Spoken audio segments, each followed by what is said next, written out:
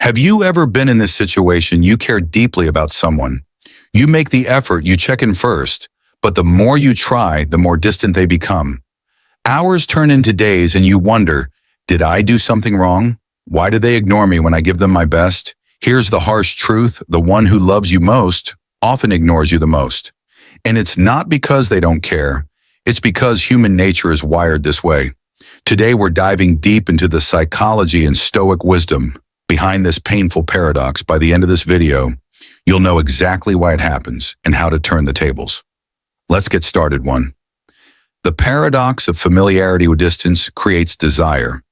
Imagine you've just bought your dream car. The first few weeks, you're obsessed with it. You clean it every day. You take it for drives at all hours and you admire its beauty. But over time, it becomes just another item in your life. You no longer notice the shine, the leather seats, or the sleek design. This is what happens in relationships when someone is always there. You begin to take them for granted. You forget to value them because their presence is predictable. Familiarity breeds indifference. The very thing you cherish most can become invisible when you stop appreciating it. Marcus Aurelius teaches us to be mindful of impermanence. He reminds us that life is fleeting eating, so we should never take people's presence for granted by acknowledging that they could be gone at any moment. You'll learn to appreciate them more deeply. 2. Love is not always loud. It's found in the silence.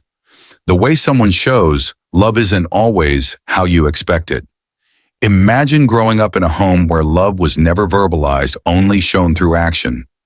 Your parents might have never said "I love you," but they provided for you, cared for you, and ordered you in silence. People express affection in ways they've been taught. For some, love is loud and expressed verbally. For others, it's quiet and manifested in practical ways. It's important to understand that someone's silence or distance doesn't always equate to a lack of love. Seneca wisely said, "We suffer more in imagination than in reality," instead of assuming someone doesn't care.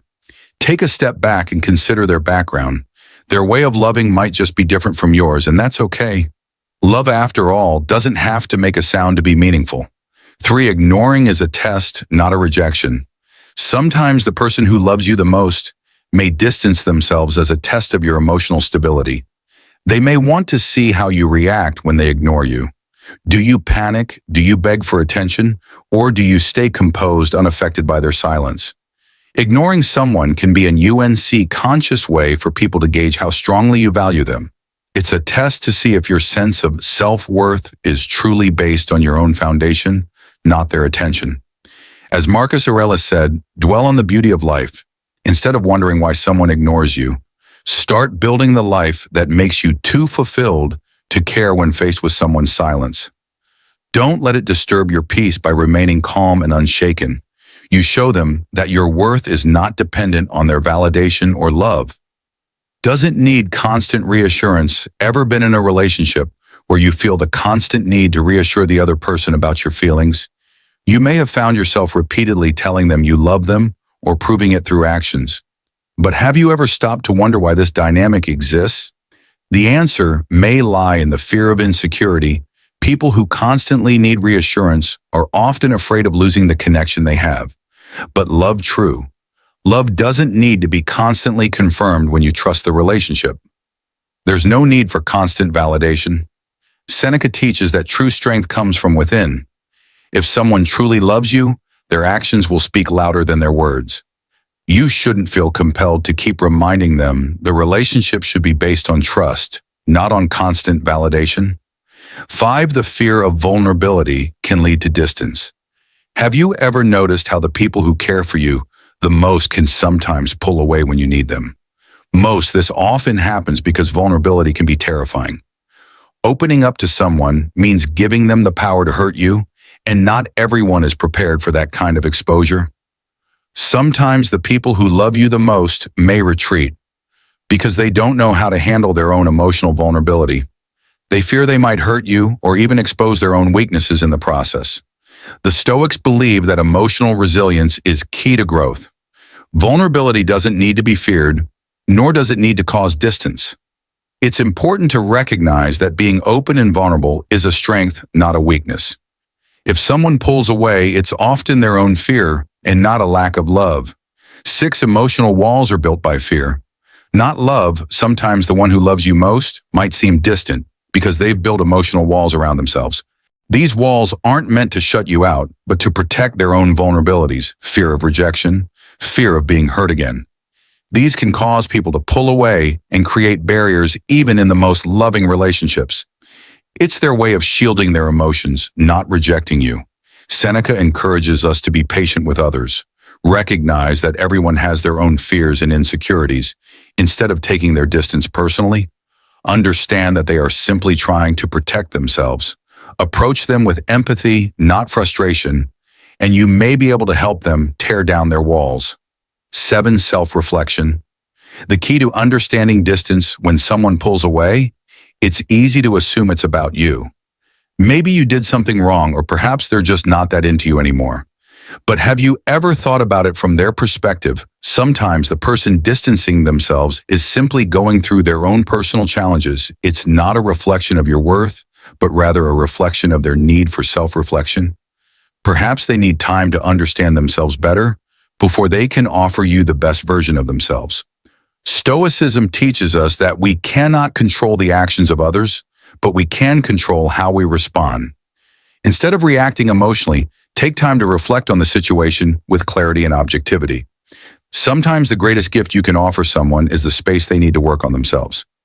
8. Some love is selfish, and that's okay. Not every expression of love is pure.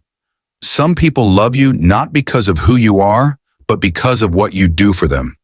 They might only come around when they need something. This is a selfish form of love. It doesn't mean they don't care about you, but their love is contingent on their needs being met.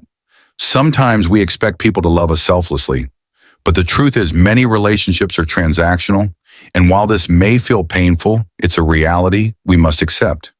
Seneca reminds us that not all love is unconditional, and that's okay. Recognize selfish love for what it is.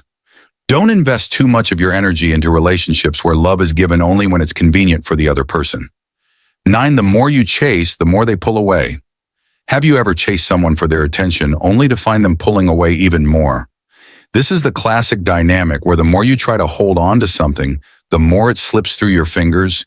It's the same in relationships. The harder you pursue someone for affection or validation, the more they may retreat. Think about a butterfly.